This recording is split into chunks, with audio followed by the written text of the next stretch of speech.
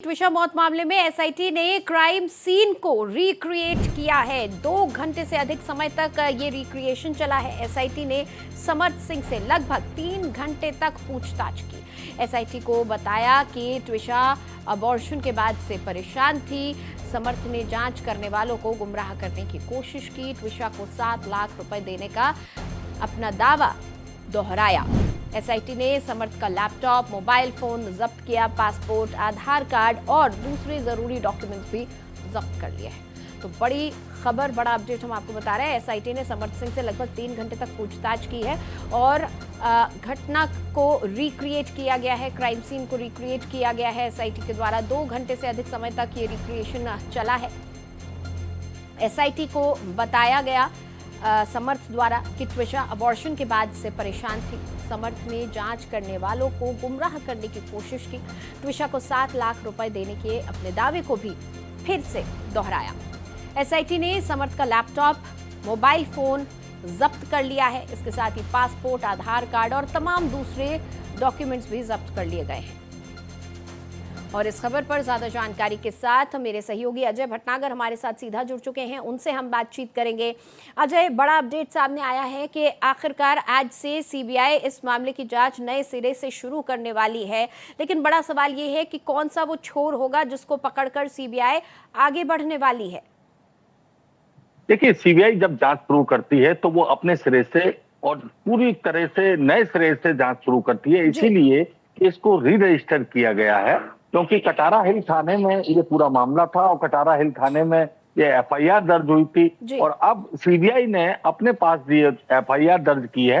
यानी जो कटारा हिल थाने की जो एफआईआर थी उसको री रजिस्टर किया गया है और अब नए सिरे से पूरी जांच होगी। हालांकि जो एसआईटी को जो तथ्य मिले हैं, चूंकि पूरे किसी भी क्राइम के मामले में जो शुरुआती तथ्य होते हैं, शुरुआती सबूत होते हैं, वो काफी महत्वपूर्ण होते हैं। इसलिए वो सारे जो अभी तक तथ्य मिले हैं या जो अभी तक बयान हुए हैं या जो अभी तक जानकारियां लगी हैं, वो सारी जानकारियां और केस डायरी अब सीबीआई के पास होंगी और सीबीआई उसको नए सिरे से देखना शुरू करेगी। जितनी भी पोस्टमार्टम रिपोर्ट है क्राइम सीन में या पूछताछ में क्या एसआईटी ने छोड़ दिया है, उन सब चीजों को भी कवर करेगी सीबीआई।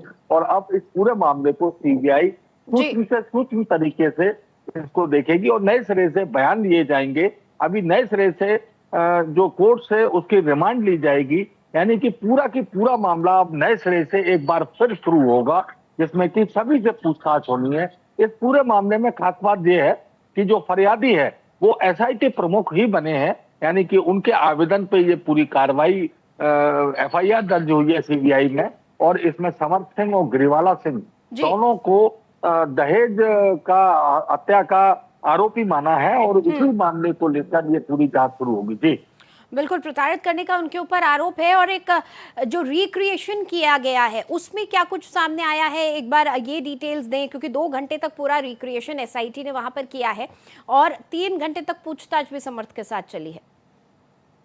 देखिए, जब एसआईटी इस मामले की जांच कर रही थी तो कल देर रात जो तमाम सारे अभी 2 दिन, चूंकि शनिवार को समर्थ सिंह उनके पास रिमांड में मिला था कोर्ट से, तो अब शनिवार से लेकर अभी तक जो पूछताछ हुई है उस पूछताछ के आधार पर उन तथ्यों का वेरिफिकेशन कराना कि समर्थ सिंह सही बोल रहा है या गुमराह करने की कोशिश कर रहा है, तो ये पुलिस की जांच का हिस्सा होती है। जो बयान दर्ज किए जाते हैं उन बयान का वेरिफिकेशन किया जाता है। तो स्पॉट पे समर्थ सिंह को ले जाया गया और वहां पर स्पॉट वेरिफिकेशन के साथ पूरे तथ्यों की जानकारी ली गई। हालांकि अब उस जानकारी का बहुत ज्यादा महत्व तो इसलिए नहीं रह जाता क्योंकि अब वो सब चीजें सीबीआई के पास चली जाएंगी और सीबीआई उसको नए सिरे से जांच करेगी। और हो सकता है कि सीबीआई रिक्रिएशन के लिए या तथ्यों की पड़ताल के लिए एक बार फिर समर्थ सिंह को उनके घटनास्थल यानी उसके घर पर ले जाया जा सके और वहां पर सारी तथ्यों से उसकी बात हो। मगर उससे पहले वो उससे जानने की कोशिश करेंगे, यानी कि सारे बयान दर्ज होंगे और उसके बाद तमाम सारी प्रक्रियाएं आगे बढ़ेंगी।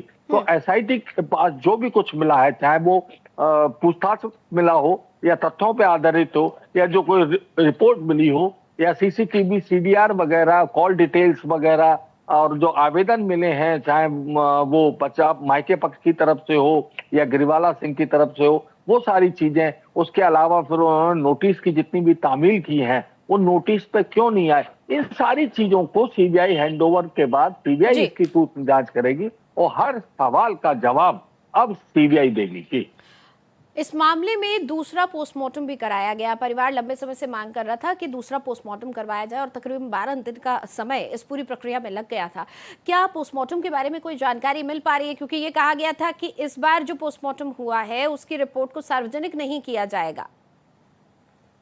देखिए, जो पहली पोस्टमार्टम रिपोर्ट आई हाँ। थी उसमें बहुत सारी खामियों को लेकर परिजनों ने सवाल उठाए थे। लिहाजा उन्होंने दूसरे पोस्टमार्टम की मांग की थी और जिला कोर्ट में ये पोस्टमार्टम की दूसरे PM2 की मांग उनकी निरस्त कर दी गई थी। मगर हाईकोर्ट ने PM2 करवाया। हाईकोर्ट की में या जो याचिका थी परिजनों की, और उसके आधार पर PM2 हुआ। तो हाईकोर्ट के साफ निर्देश थे कि PM2 की जो भी रिपोर्ट है उसको सीलबंद लिफाफे में कोर्ट में पेश की जाए, चूंकि ये गोपनीय रिपोर्ट है और ये ही काफी तथ्यों के जो आगे जो केस चलेगा उसमें काफी अहम साबित होगी। क्योंकि मीडिया ट्रायल इतना ज्यादा हो रहा था, कोर्ट का भी मानना है, सुप्रीम कोर्ट का भी मानना है कि मीडिया में बयानबाजी देने से बचे, तो लिहाजा मीडिया में किसी भी तरह से रिपोर्ट ना वायरल हो या किसी भी तरह जी, से और जी। कोई तथ्य जांच के आगे ना आए जो कि जांच प्रभावित कर सके, क्योंकि तमाम सारे बयान दोनों पक्षों की तरफ से आ रहे थे, जिससे कि कहीं ना कहीं ऐसा कोर्ट का मानना है कि जांच प्रभावित हो सकती है। क्योंकि इसमें कुछ आरोप भी लगाए गए थे तुषार शर्मा के ऊपर कि वो ड्रग्स लेती है या उसके साथ कुछ अलग संबंध उनके कुछ थे और वहां जा रही थी, या उनके जो परिजन हैं उन्होंने तमाम सारे आरोप लगाए हैं। तो ये आरोप प्रत्यारोप के दौर थे जो मीडिया में सार्वजनिक हो रहे थे।